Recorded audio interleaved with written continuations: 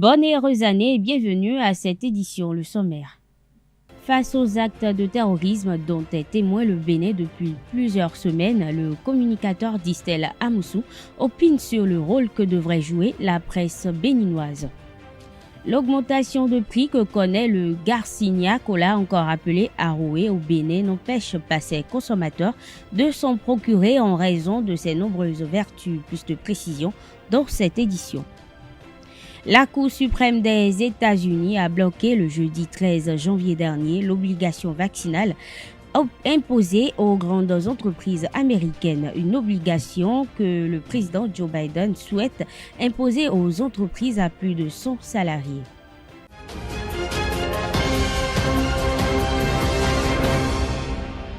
Bonsoir. Le Bénin enregistre depuis quelques semaines des actes terroristes perpétrés au nord du pays. Le phénomène semble nouveau, mais les prémices y sont établies depuis 2 décennies selon Distel Amoussou. Aujourd'hui, communicateur, l'ancien journaliste estime que la presse béninoise n'a pas su jouer son rôle.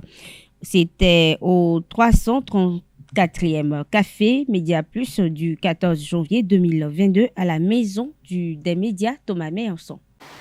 Je parie que s'il n'y avait pas eu les premières photos ou les premières informations suite à la mort du premier militaire dans notre pays, personne ne serait en train de parler de terrorisme dans le pays.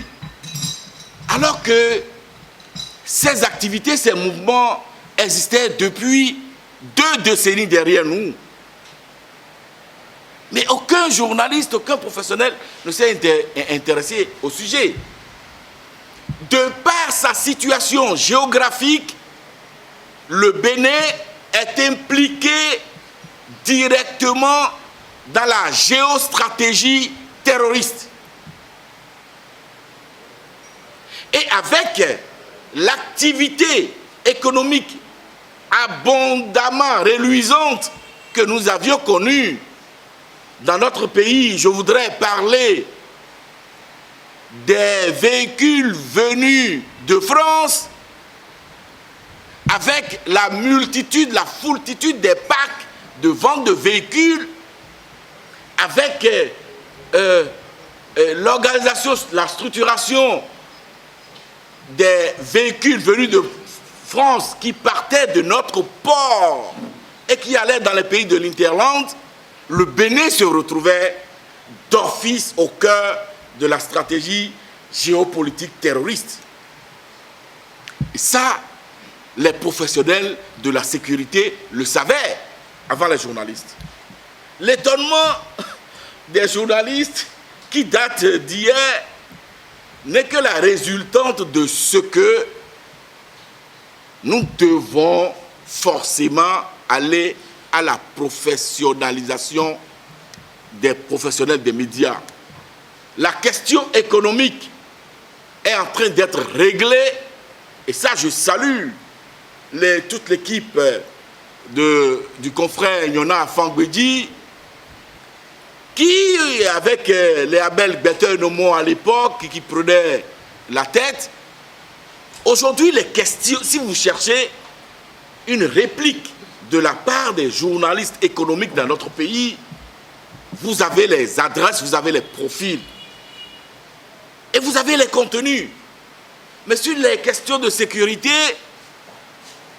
non, il n'y a que les traiteurs de faits divers dans nos journaux.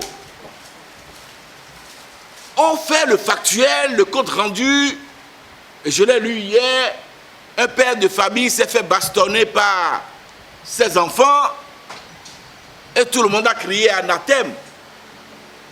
Bon, ça crée un problème de sécurité. La profession doit aller vers donc, la professionnalisation de quelques professionnels dans ce secteur-là. J'ai vu de timides mouvements avec le confrère Étienne Ouessou et un groupe, mais cela s'est arrêté au port du tenue militaire, à faire des photos avec les officiers supérieurs et ça s'est arrêté là. Mais depuis que ces questions-là agitent l'actualité, je n'ai pas vu de reportage de journalistes béninois, ni au niveau de l'ORTB, ni dans la nation, nulle part ailleurs. Je n'ai été servi que par TV5 et France 24 pour parler d'une situation préoccupante au Bénin. Mais quand c'est comme ça, pourquoi est-ce que nous voulons accuser les pouvoirs? Nous avons des lacunes qu'il faudrait chercher à combler. Voyez-vous? Au cours de sa communication, Distel Amoussou a évoqué les probables raisons des attaques terroristes du Nord au Bénin. Ces propos nous ont été recueillis par Carles Kitomé.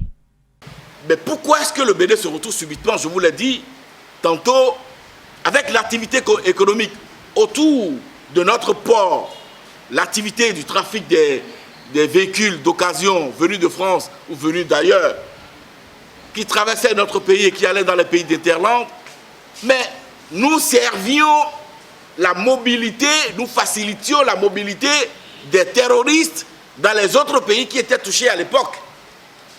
Et nous prenions l'argent, puisqu'ils venaient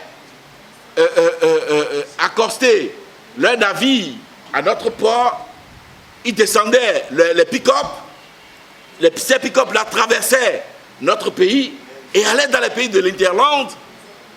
Donc le Bénin était protégé. Le Bénin était protégé. Et c'est pour ça que le Bénin n'était pas attaqué. Alors qu'est-ce qui s'est passé? C'est tout simple.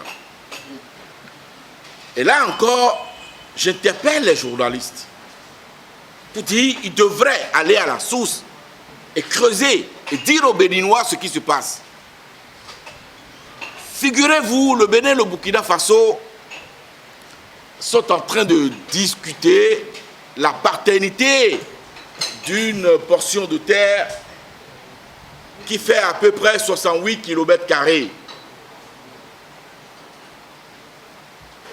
C'est un espace qui s'appelle différemment.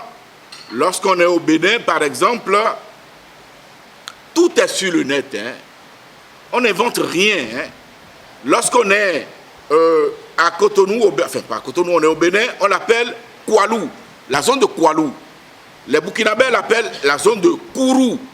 Et comme je vous l'ai dit, ça fait 68 km². Alors, puisque le Bénin détient des papiers qui le fondent à réclamer la paternité de cet espace, le Burkina Faso aussi détient à peu près les mêmes titres qui lui donnent droit sur le même domaine. Alors, ça durait. Le Bénin a donc décidé d'aller en poursuite à la Cour internationale de l'Haye. Donc le Bénin prend l'opportunité de poursuite, prend la paternité de la poursuite et poursuit le Burkina Faso.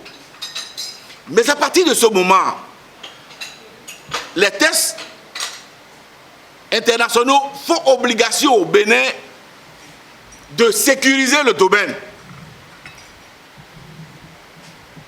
C'est un domaine qui est devenu un no man's land, comme Ila Kondi et Sanvé Kondi. Vous constatez qu'il y a un lopin de terre là. C'est quelque chose comme ça. Donc le Bénin ayant l'obligation presque de sécuriser le domaine, a quand même décidé d'aller en pourparlers avec le Burkina Faso. Parce que c'est un mélange de population. En 2006, il y avait dans ce domaine-là 1973 habitants, avec une densité de 29 habitants au km². Voyez-vous, c'est pour vous dire quoi? Pour vous dire que c'est quand même des humains. Et il y a un brassage déjà. Le Bénin a donc entrepris la démarche de convier le Burkina Faso à l'organisation de patrouilles mixtes Bénin, des forces du Bénin et du Burkina Faso, pour la sécurisation de ce no man's land.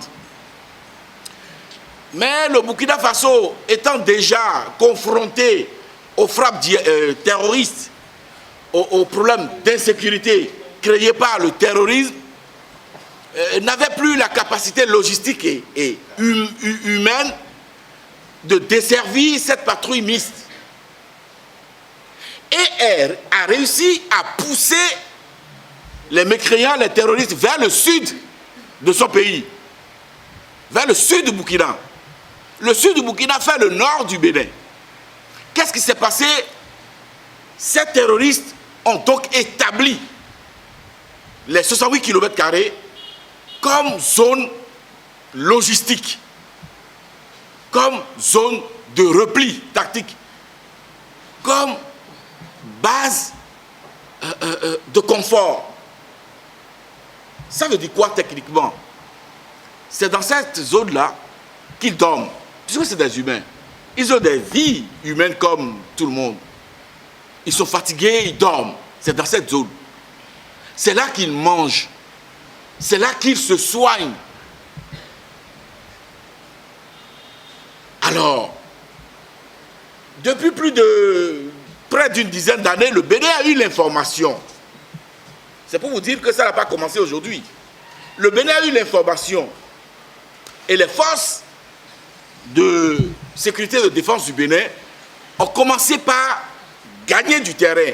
Donc, progresser vers la couverture intégrale, la couverture sécurité intégrale des 68 km². Alors, qu'est-ce qui s'est passé? Les terroristes établis dans le domaine, dans cet espace, se sont sentis menacés. Ils ont conclu à un délogement. Tiens, les forces du Bénin veulent les déloger. Et c'est l'explication qu'il faudrait donner aux frappes, aux manifestations auxquelles nous assistons aujourd'hui.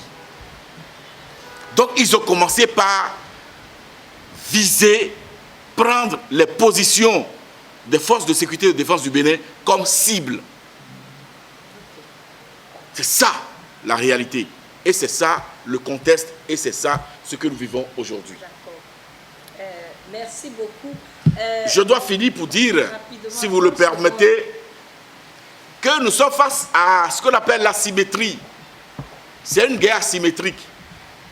C'est des forces très organisées avec de très forts moyens de communication, mais qui se jouent de tout le monde, qui peuvent frapper à gauche aujourd'hui, et pendant que vous ratissez pour voir le reste, ils frappent à droite, ils frappent au milieu, où ils se taisent pour longtemps, et surgissent, et frapper et disparaître.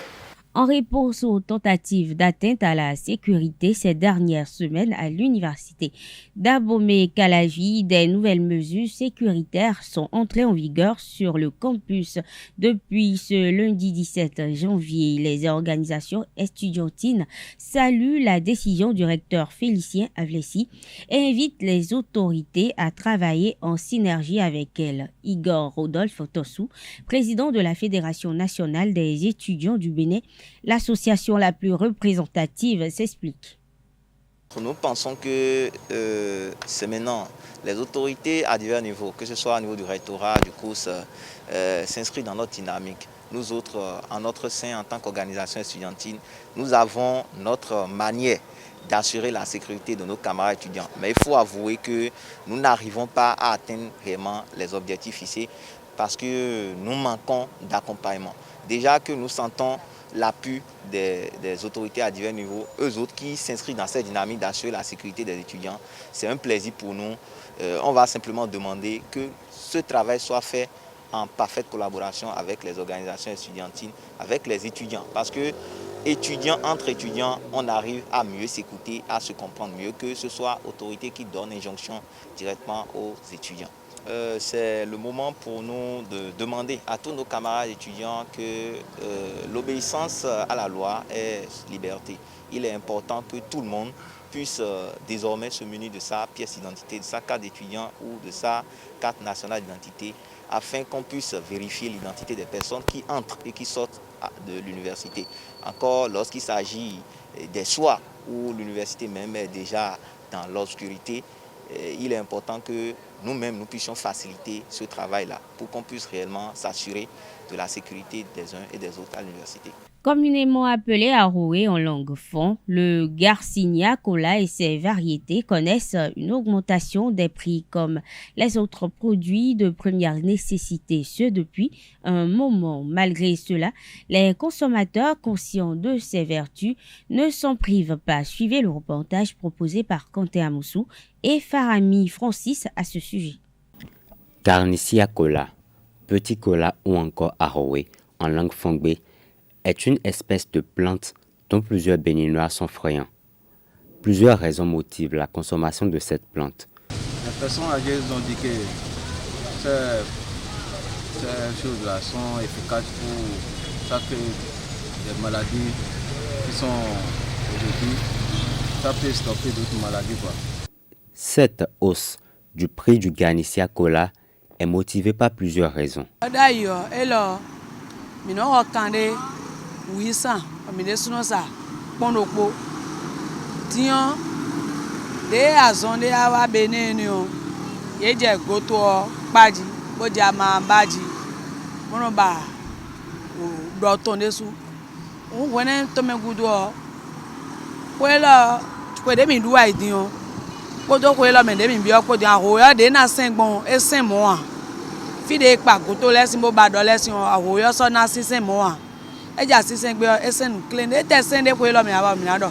Nous sommes dans une période où c'est dans ces périodes-là qu'on utilise plus le petit cola. Déjà, certains couvents religieux et certains couvents traditionnels commencent déjà pas faire les rituels de fin d'année et autres, et des cérémonies, des rituels.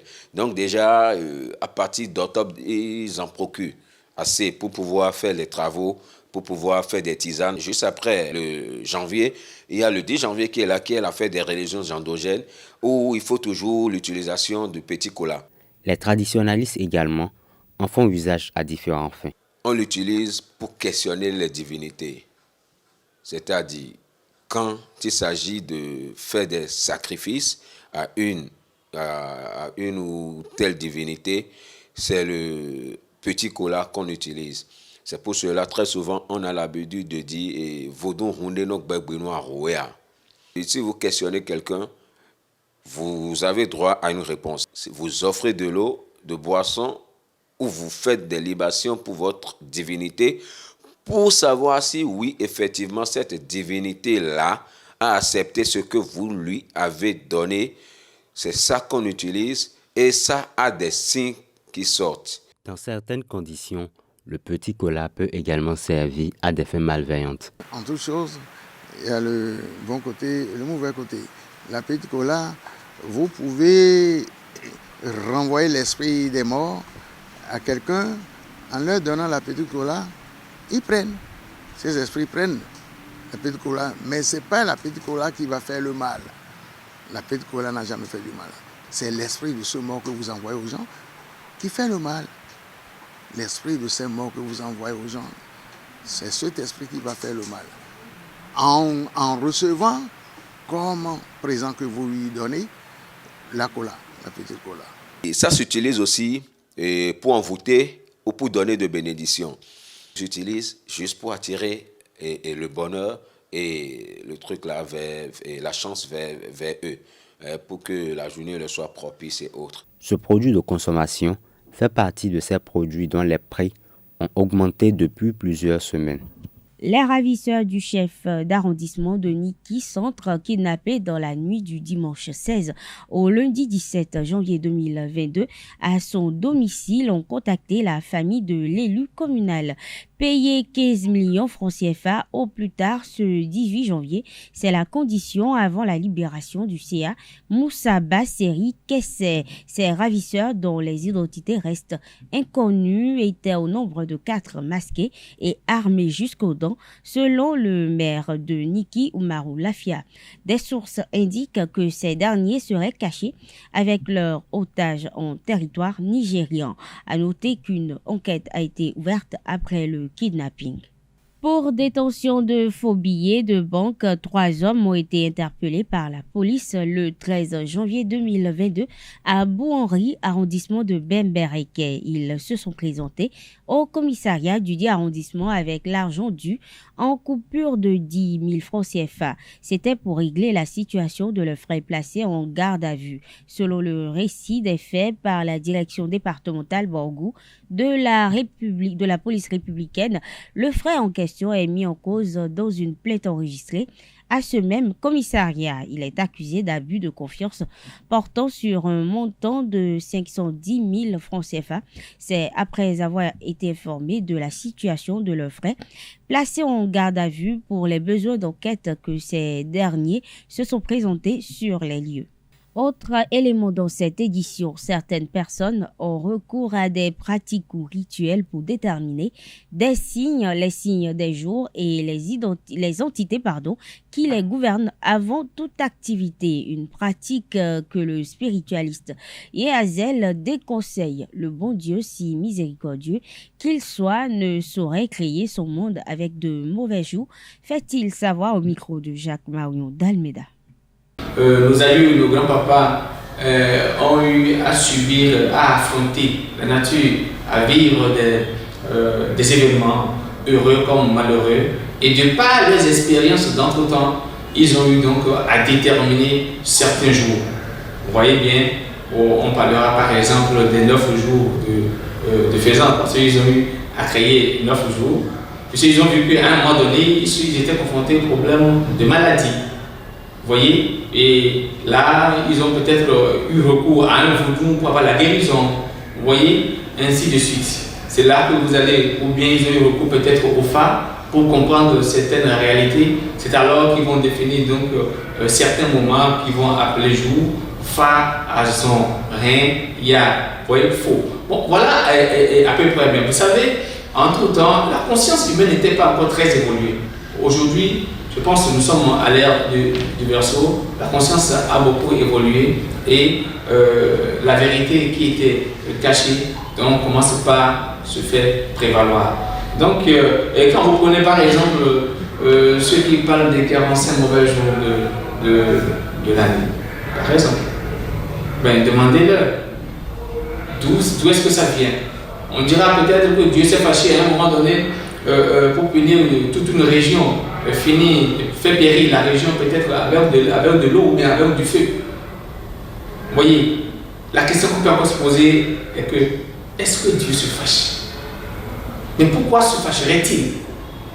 Bon, en réalité, Dieu ne se fâche pas. Ça, c'est encore notre débat. Vous voyez, et il vient des moments où un jour qui est phare, donc supposé bonjour, dans les 45 mauvais jours de l'année, ce jour va se révéler mauvais. Maintenant, on va rester de quel côté?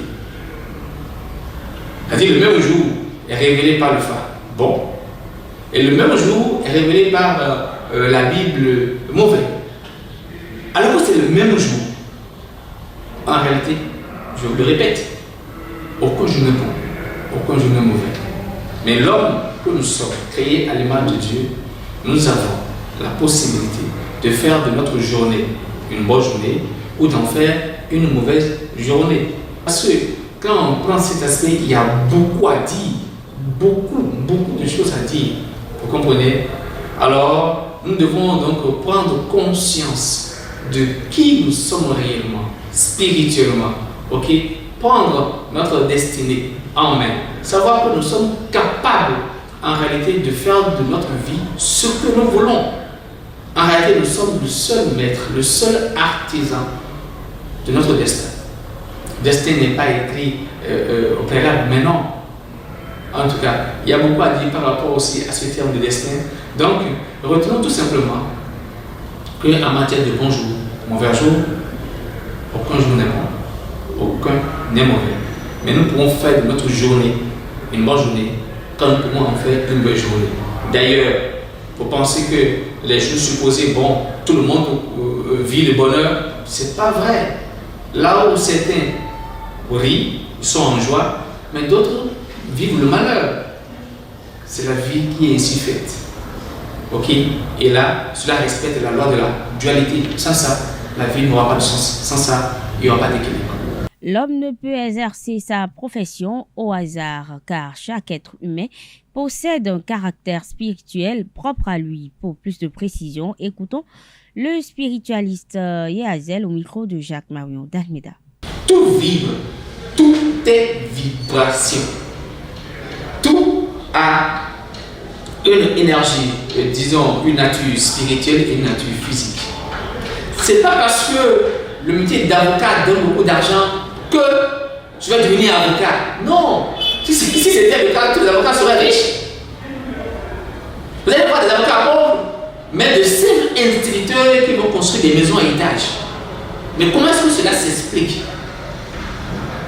En réalité, avant d'embraser un métier, on doit faire des recherches approfondies pour comprendre, pour savoir si le métier dans lequel je veux m'investir dégage une énergie en harmonie avec ce que je suis en essence.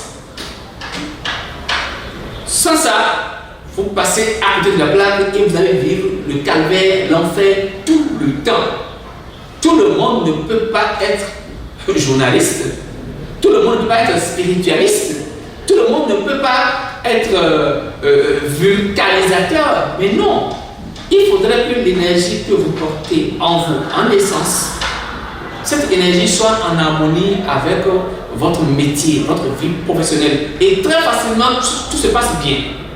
Si vous choisissez mal votre métier, peut-être le métier d'avocat, et même vous corrigez et vous trouvez 10 millions, vous aurez un problème de 50 millions. Imaginez, ça voudra dire qu'en réalité, vos 10 millions partent et vous avez un problème de 40 millions. Vous voyez, vous avez 40 millions comme dette ou comme fardeau. C'est pour vous dire ceci. Avant d'orienter vos enfants, avant de s'orienter soi-même, on doit pouvoir connaître le métier ou les métiers qui génèrent des vibrations en harmonie avec ce que nous sommes en essence. C'est vrai que l'astrologie en fait beaucoup. Mais quand on parle d'astrologie, c'est juste des foyers d'énergie qui sont à l'extérieur de nous et qui nous influencent. Ces énergies, ces foyers d'énergie ne décident pas de qui nous sommes réellement.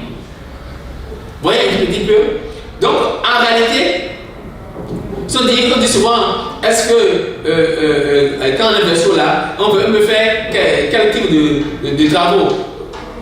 Mais c'est sur l'échiquier de l'énergie vibratoire liée à la vie professionnelle, cette influence astrologique, à peine ça occupe pour 5%.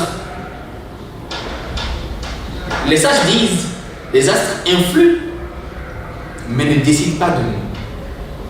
Ce que nous sommes réellement en tant que divinité, en tant que Dieu incarné, pour être à l'image de Dieu, c'est cette énergie qu'il faut d'abord aller découvrir et chercher les travaux, okay, les activités qui vont dégager des énergies en fonction avec cette énergie fondamentale.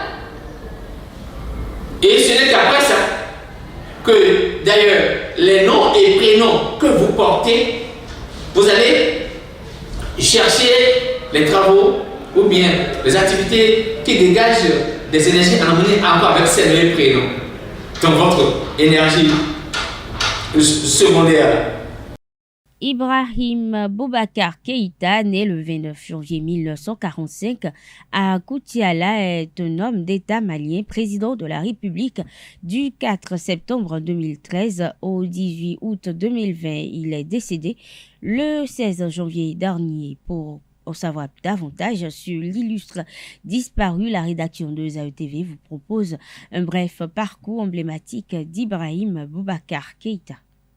Né à Koutiala le 29 janvier 1945, ancien élève du lycée parisien Jason de Saïli, Ibrahim Boubacar Keïta a obtenu son baccalauréat au lycée Terrasson de Fourgère de Bamako en 1965, puis a poursuivi son cursus à l'université Cheikh Anta Diop de Dakar et à la Sorbonne où il a obtenu une maîtrise d'histoire, un diplôme d'études approfondies en sciences politiques et un autre en histoire des relations internationales contemporaines. Après ses études, il a été chargé de recherche au Centre national de la recherche scientifique et a enseigné les systèmes politiques du tiers-monde à l'université de Paris, Tolbiac. De retour au Mali en 1986, Ibeka s'est impliqué dans le développement économique et social de son pays en tant que conseiller technique principal de l'Union européenne pour le Fonds européen de développement, puis au sein de l'ONG Terre des Hommes France, dont il a été le directeur pour le Mali, le Niger et le Burkina Faso. Déjà militant au sein de l'Association des étudiants et stagiaires maliens en France, membre de la Fédération des étudiants d'Afrique noire en France, Ibrahim Boubacar Keïta participe également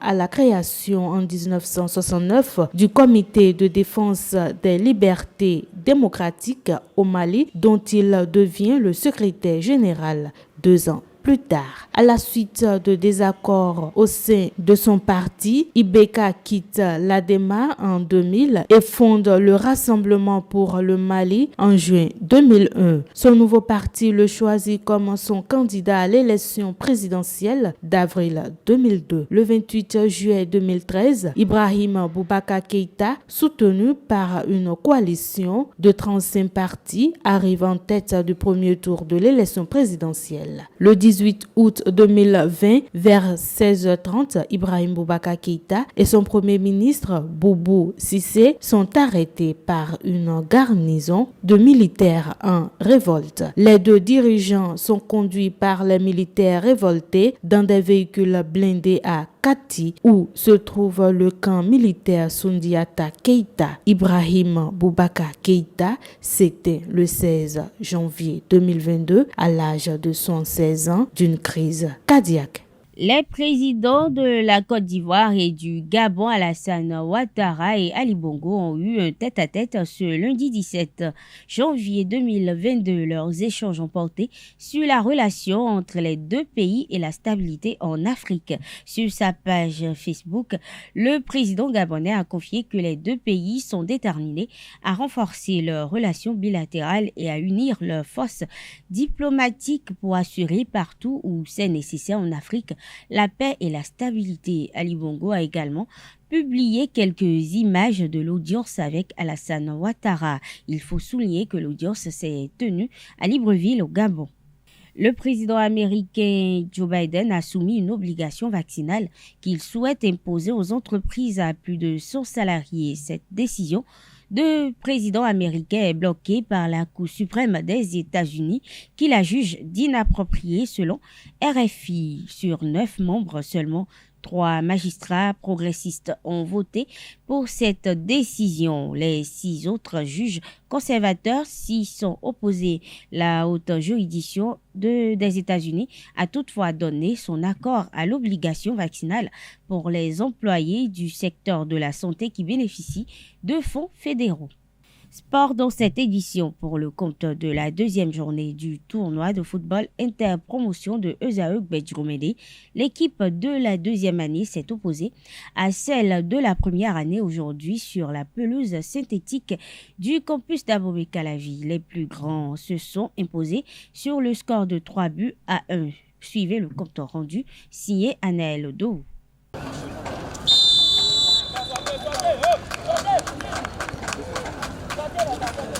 La deuxième année sort victorieuse de sa rencontre avec la première année. Comptant pour la deuxième journée du tournoi interpromotion de Esaek Bedjromende, le match s'est achevé sur le score de 3-1. De la première minute à la dernière, la deuxième année a été largement au-dessus de son adversaire. Avec une attaque fébrile, les jaunes de la première année ont encaissé très tôt le premier but.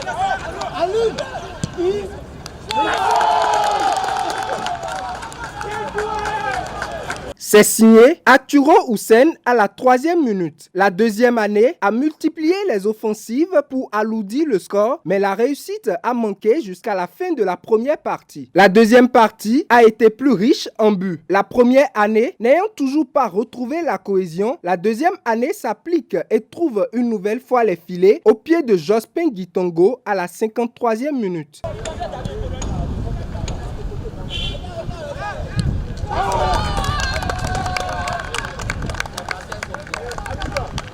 Rivalan Wensou va donner le triplé à son équipe à la 55e minute.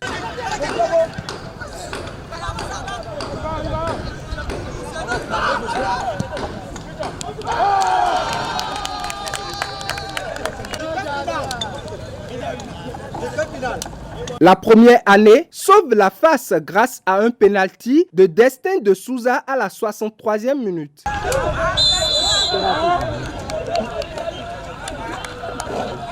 Destin!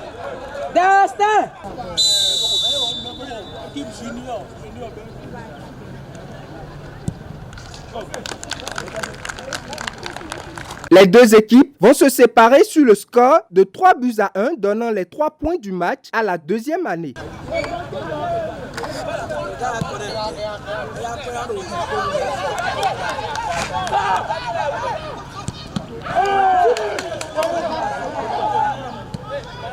Jeff AFC a battu la jeunesse sportive de Pobet sur le score d'1-0 pour le compte de la 14e journée de la Ligue professionnelle de football dans la zone D. Je vous invite à suivre le compte rendu du match signé Colombe Oussou.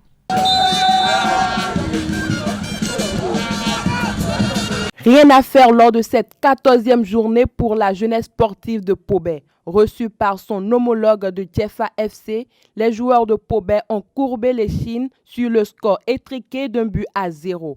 70e minute, Aruna Khalil Ahmed inscrit l'unique but de la rencontre suite à un coup franc.